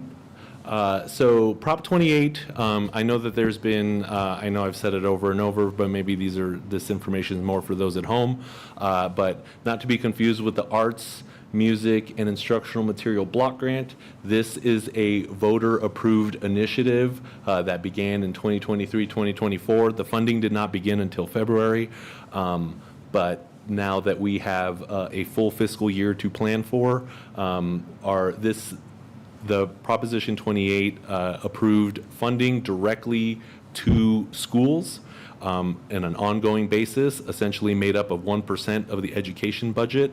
While it feels like extra money, really it's just the LCFF is going to be about 1% lower, but at least this money is specifically carved out for arts and music in schools.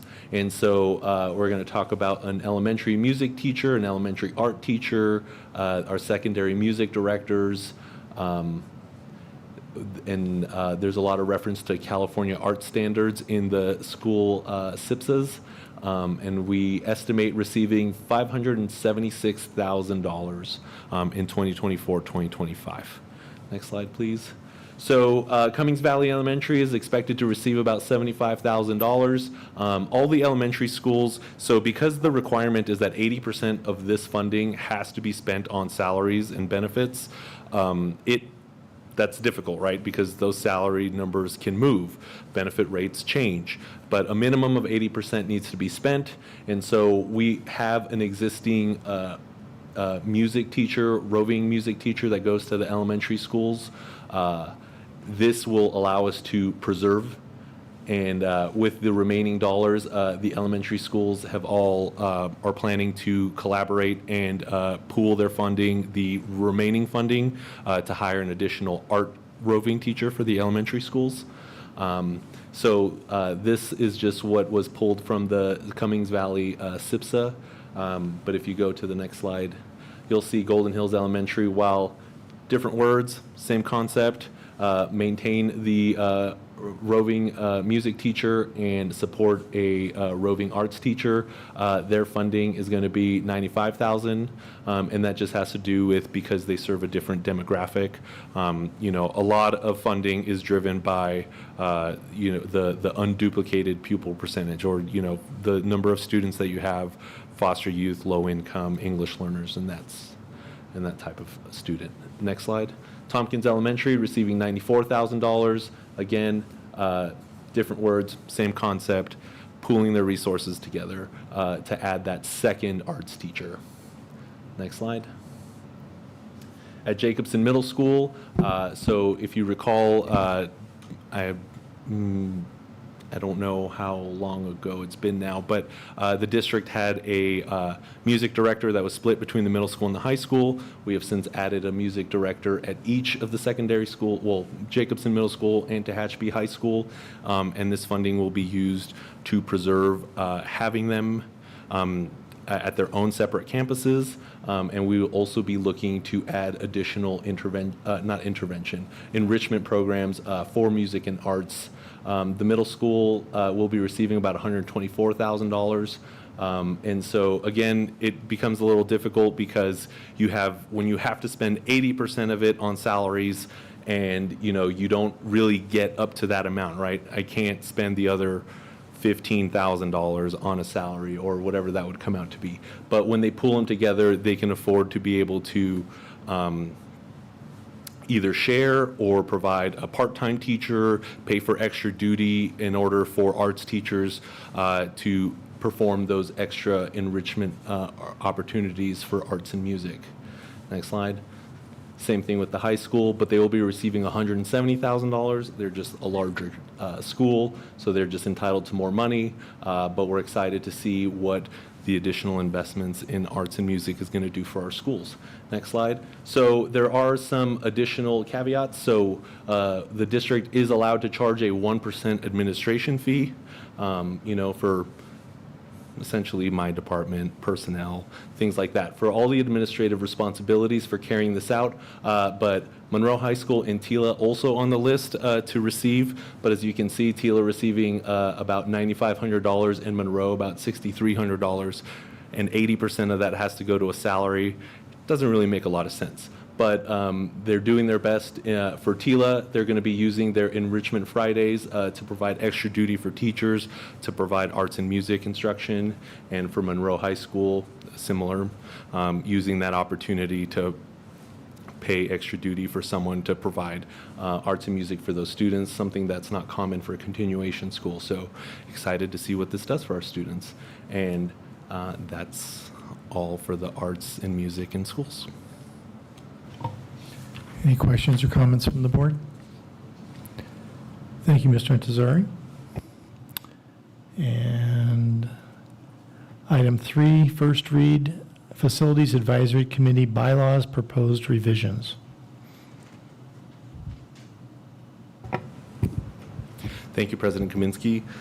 So we completed our first full year of the Facilities Advisory Committee because some things that we learned throughout the process. The Primarily, the changes are to incorporate some needed edits, such as they were planning the calendar at the first meeting, because when the bylaws were first enacted, their first meeting, they developed a calendar. But if you break for the year, you need to make your calendar at the end of the year, right? So that's one of the edits, changing to the, adding the revisions for the number of meetings. They've also asked to extend their terms in office, or not just as the officers, but also as the members. We found that we spent the year providing a lot of information about the campuses, about the history of certain facilities, plans moving forward. We really had a lot of discussion, and they felt that they would lose that traction if they had to have new members that didn't get to help move in the next direction of what the planning was going to be for our facilities, and kind of having a more cohesive and deliberate approach. So the bylaws requested to extend their terms, and lastly, they also asked for fewer meetings. So they're going to go down to, I believe, 5 meetings a month. For the year, and using 5 meetings a month. Sorry. No, 5 meetings for the year, with the April meeting using that as an opportunity to have newly, are they elected, or how their board selects newly selected members, be able to participate for one meeting, even though their terms won't start for the following year. So I really appreciate the forethought for, really trying to pass the torch, so to speak. And that was what was proposed. This is just for your consideration. Thank you. Any questions or comments from the board?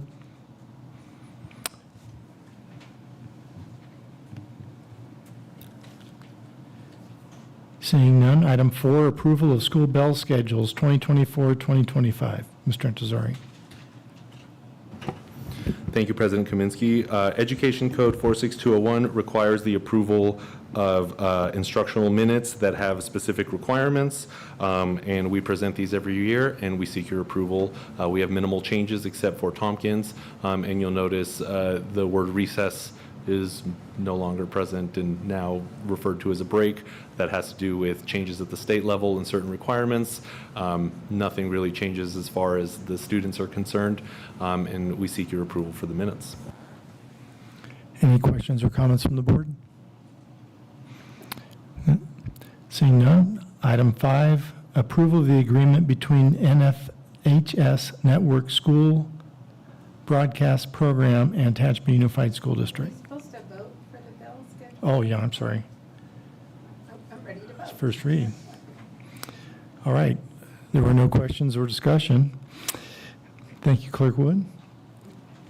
So in accordance with Board Policy 6112, bell schedules for the 2024-25 school year presented for the board's approval. Do I have a motion? I'll make the motion. I'll second. It was motioned by Clerk Wood and seconded by Trustee Sweeney that the board approve the school bell schedules 2024-2025 as presented. All in favor say aye. Aye. Any opposed? Motion carries 4-0. Now we go to item 5, approval of the agreement between NFHS Network School Broadcast Program and Tehachapi Unified School District. Mr. Intezari. Thank you, President Kaminsky. Tehachapi High School is proposing the agreement with Play On Sports, which is provides the infrastructure for the National Federation of High Schools network school broadcast program, essentially giving us the opportunity to broadcast games online of varsity JV at the gym as well as at the stadium. This would provide just additional access for those that just can't make it. It comes at no cost to the district. The equipment is funded by the company. In exchange, they take a larger collection of the proceeds that come from memberships for people that subscribe. This is required for CIF playoffs. We considered broadcasting ourselves, but decided not to get into the broadcasting business, and we seek your approval for this agreement. Any questions or comments from the board? All right, it's recommended the board approve the agreement between NFHS Network School Broadcast Program and Tehachapi Unified School District. Do I have a motion? Motion. I'll second. There's a motion by trustee Cooper, seconded by trustee Sweeney. The board approve the agreement between NFHS Network School Broadcast Program and Tehachapi Unified School District as presented. All in favor say aye. Aye. Any opposed? Motion carries 4-0. Raising my hand again. I think it was supposed to be a roll call vote for the approved bell schedule. Oh, sorry, it's supposed to be a roll call vote for the approved bell schedule. Well, since trustee Drew Sorensen isn't on Zoom. Oh, okay. Yeah. Just looking at what. I know, but some, you never know. Some might. Thank you. I appreciate you checking. Item 6, approval of the purchase and installation of technology battery backup. Mr. Intezari. Thank you, President Kaminsky. Due to the reliance on technology now more than ever, the IT department is looking for an approval with Braun Electric Company to approve a proposal for an IT battery backup system just to ensure continuity of our service. The total cost being $69,850. This will be funded by the budget allocated to IT for these types of services. We seek your approval for the agreement. Any questions or comments from the board?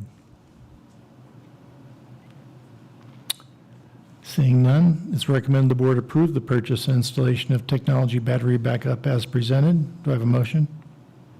I'll motion. There's a motion by trustee Sweeney and seconded by trustee Cooper. The board approve the purchase and installation of technology battery backup as presented. All in favor say aye. Aye. Any opposed? Motion carries 4-0. Item 7, approval of declaring certain district property as surplus, obsolete at Golden Hills Elementary and Tompkins Elementary. Mr. Intezari. Thank you, President Kaminsky. These two schools would like to declare certain surplus curriculum that is obsolete, would like to declare it surplus and properly dispose of it. It carries no value. We seek your approval to dispose of the dated curriculum. Any questions or comments from the board? I need a motion. Motion. I'll second. It was motioned by trustee Cooper, seconded by trustee Sweeney, for the board to approve declaring certain district property as surplus and obsolete at Golden Hills Elementary and Tompkins Elementary, and this is a roll call vote. Ms. Barnes. President Kaminsky, Aye. Vice President Kelly absent, Clerk Wood, Aye. Trustee Cooper, Aye. Trustee Sorensen absent, Trustee Napier absent, Trustee Sweeney. Aye. Thank you.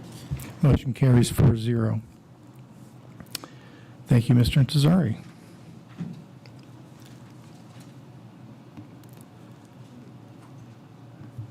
Instructional Services, Mrs. Paxton. Item 1, information item, request for extended field learning experiences.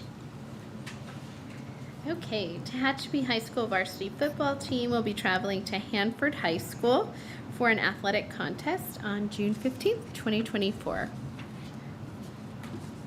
Did you get my question?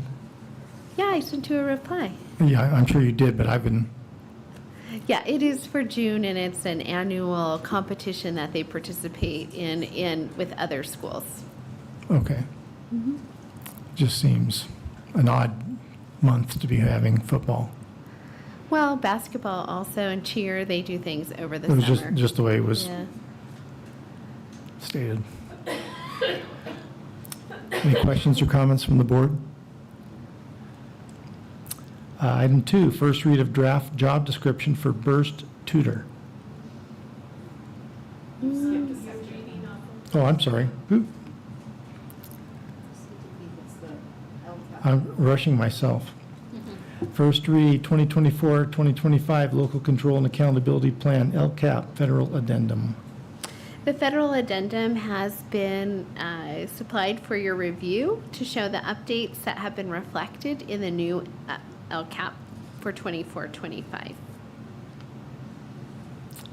Any questions or comments from the board? Moving on to number 3, first read 2024-2025 single plans for student achievement. Each school has completed their single plan for school achievement. Each plan outlines goals based on a completed needs assessment. We will seek your approval for this item at the June 25th meeting. Any questions or comments from the board? I have one. Now, this is when they're supposed to be first read, correct? Well, Because I know we do it, it's been done at different times of the year. And I'm going to tell myself, after going through the LCAP and the budget, I looked at these and now I'll look at them again before the second read. Well, you can approve them later on during the school year. They actually can be approved anytime, but it sets us up in a better place if we Right. do Oh, I it totally now understand. because Right. they're ready to start spending that money for those year's kids. No, I understand. I Yeah, just, yeah. okay. Any other questions or comments? Okay. Item 4, first read of coursework, advancement via individual determination, AVID. Tehachapi High School would like to implement the AVID program, which would include adding an AVID elective to their master schedule that would initially serve incoming 9th grade students. Any questions or comments from the board? I have a question, like, how many sections? Is it an elective course? It's an elective course, and I believe it's 2 sections that we'll be offering, but we'll be training additional teachers in not just the teacher that would be teaching the AVID elective. So we have a variety of teachers that are interested in attending as well as the administrative staff. And so we're developing plans to train the remaining staff members because 95% of the staff members indicated that this is a program that they thought would be valuable to bring to Tehachapi High School. All right, any other questions or comments? Thank you. Go to number 5, first read, formation of Tehachapi High School Future Farmers of America, FFA Advisory Committee. Mrs. Paxton. So to participate with Future Farmers of America, Tehachapi High School would need to form an FFA advisory committee. We will seek your approval for this item on June 25th. The advisory committee would just provide real-world expertise for the ag class so that it better prepares students to enter into that job force if they so choose. Questions or comments from the board? How many ag classes are scheduled or planned for next year? Gosh. 6. Is it 6? I don't know. It's not It's 6. 6. Okay. Something just flashed behind your head. Okay. I saw 6. Okay. Any other questions or comments? All right. Thank you, Mrs. Paxton. You're welcome. Now personnel. Dr. Romero, number 1, first read of draft job description for adult education program welding instructor. Okay, thank you, President Kaminsky. So there was submitted a first read draft of our adult education program welding instructor. We felt it was needed to revise the current job description that our current welding instructor is under, which is the industrial arts teacher position, by creating a new job description. It better aligns to the adult education program and their requirements, but it also makes us comparable with other adult education programs as far as wage. Any questions or comments from the board? I have one question. When a job is updated, I don't know what the current job expectations are, so forgive me for the current model. But I noticed that this says valid vocational education teaching credential. When you guys are updating job descriptions that maybe a credential isn't required and then now it is, which makes sense, what happens to people in those current positions? Well, they would go through the same credentialing process we do for any position. But this position I would imagine requires has the one, same- but I the just- same job, the same job knowledge requirement as Mhm. far as the credential. Okay, cool. I just wasn't sure. Yeah. Anything from anybody else? All right, now for number 2, first read of draft job description for burst tutor. So I Dr. Romero. bring to you another job description we are looking to add. Last year, we did have our burst tutors. They were temporary positions under instructional paras, but we saw the need for them to do more data analysis, more lesson planning, smaller group learning, tracking student goals, which is very different than our instructional para positions currently. So that is why you have been brought a new job description specifically for burst tutors. Any questions or comments from the board? No? And approval of revised job description for library technicians. Dr. Romero.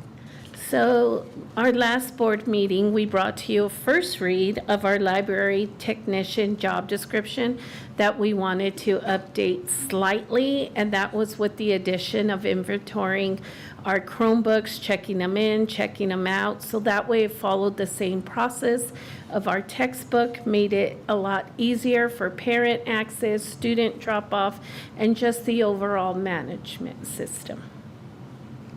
All right, any questions or comments from the board? It's been recommended the board approve the revised library technician job description as presented. Is there a motion? I'll make the motion. Second. There's a motion by Clerk Wood and seconded by Trustee Cooper. The board approve the revised library technician job description as presented. All in favor say aye. Aye. Any opposed? Motion carries 4-0. Number 4, approval of variable term waivers for the 2024-2025 school year. Speech pathologist Thomas Jr., Tarowski. So I bring to the board under Title V Education Code, the hope that the board will approve waivers for one of our current speech pathologists and one for a new speech pathologist we are looking to hire. Both are currently in graduate school completing their program. So this will just allow them extra time to complete their program to get their licensure. Any questions or comments from the board? Seeing none, do I have a motion to approve the Tehachapi Unified School District variable term waivers speech pathologist? I'll make the motion. I'll second. It was motioned by Clerk Wood and seconded by Trustee Sweeney. The board approved the variable term waiver for speech pathologists. All in favor say aye. Aye. Aye. Any opposed? Motion carries 4-0. Number 5, approval of provisional internship permit, PIP, for the 2024-2025 school year, mathematics, Bailey. So we bring to the board a requesting approval for a PIP under the Title V regulations where we are able to hire a teacher based upon classes that they have completed, even though they're still going through the credentialing process through a university. Okay. Any questions or comments from the board? Is this at THS or JMS? Or has been decided? JMS.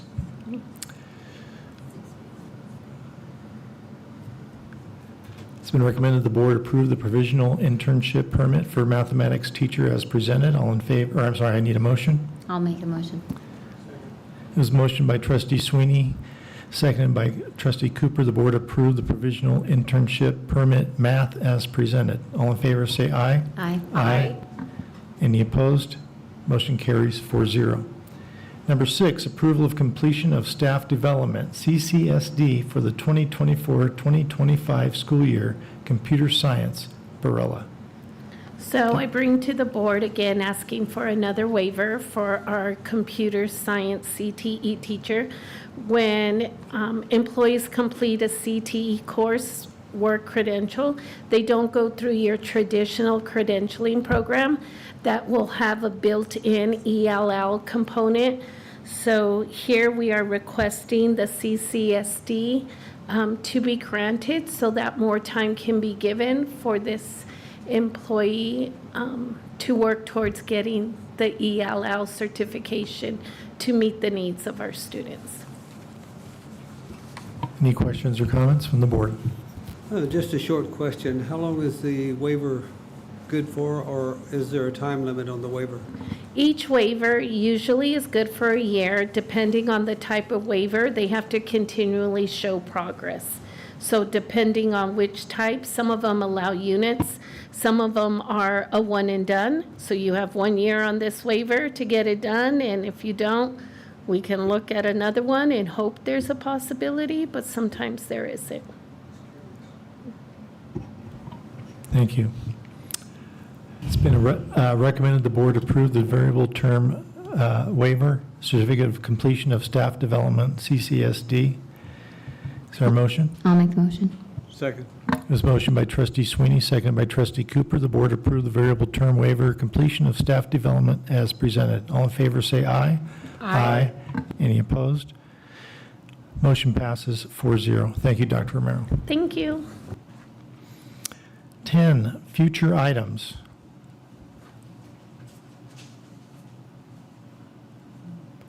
I'm just going to report out one future item we talked about. We formed the committee for cell phone policy, and trustee Cooper and I met a couple weeks ago. Vice President Kelly was ill, and just looking for input on survey questions on how people feel about cell phones at the high school and middle school. Anybody else? Item 11, launch. All right, this evening I'd like to welcome Miss Claire Ray from Tompkins Elementary, and she has a launch for us this evening that hopefully will send us off with a great deal of positivity and energy. And since it involves kids and they're very cute, I have a feeling it's going to work. I hope so. I hope it works. So just trying to wrap up the school year because this is our last school board meeting for the school year. I wanted to remind us all why we're all here, and that's for our students. And capturing kids' hearts has been really incredible this year. So the quote that I found, they may forget what you said, but they will never forget how you made them feel. And then I had one of my psych tech teachers, because she's techie and I'm not, ask a couple of 5th grade students to share about a teacher who has made them feel special. So, Mr. Crum, if you could play that video for me. 3, 2, go ahead.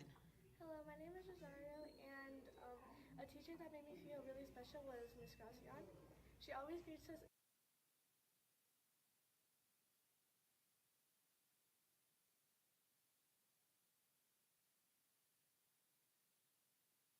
in a really special way each and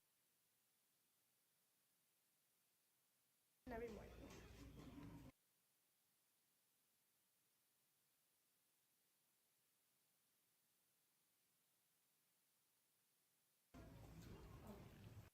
Three, two, go ahead. Hello, my name is Rosario, and a teacher that made me feel really special was Miss Gracian. She always greets us in a really special way each and every morning. Hello, my name is Jonathan, and a teacher that made me feel special is Mrs. Marks, because on Earth Day we got to bring in things that we could recycle, and I got to make our soccer ball, and we got to play around with it in class.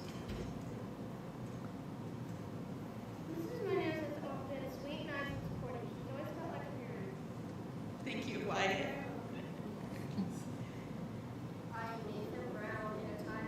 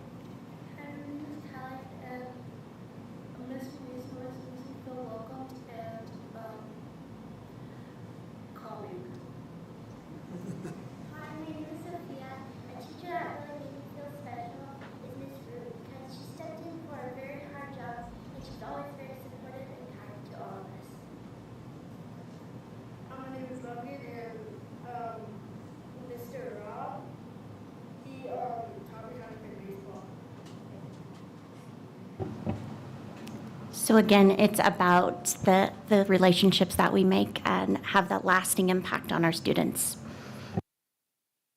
Thank you, Mrs. Ray. Thank you.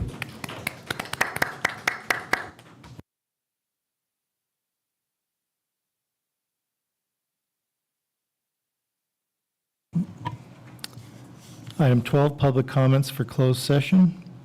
Members of the public will be given an opportunity to speak on closed session items at this time. We have two.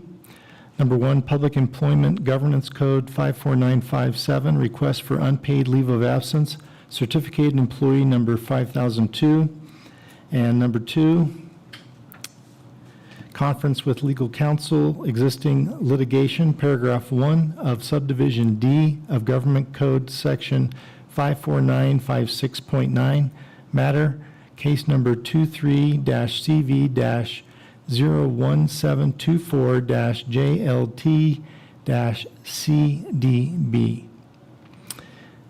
And with that, at 7:16, we are adjourned to go into closed session.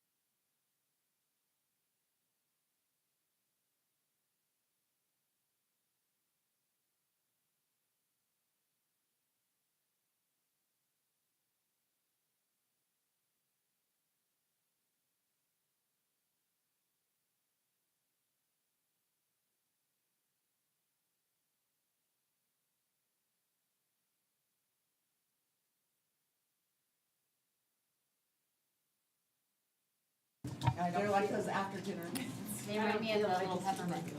My computer didn't even shut down. Ooh. All right, we are reconvening at 7:58. We had 2 items in closed session. And we were reporting out on number 1, Public Employment Governance Code 54957, request for unpaid leave of absence, certificated employee number 5002.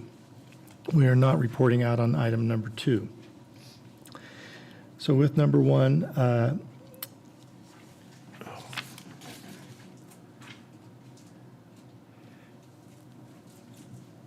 it was motioned by trustee Sweeney to deny the request for unpaid leave, and it was seconded by trustee Cooper.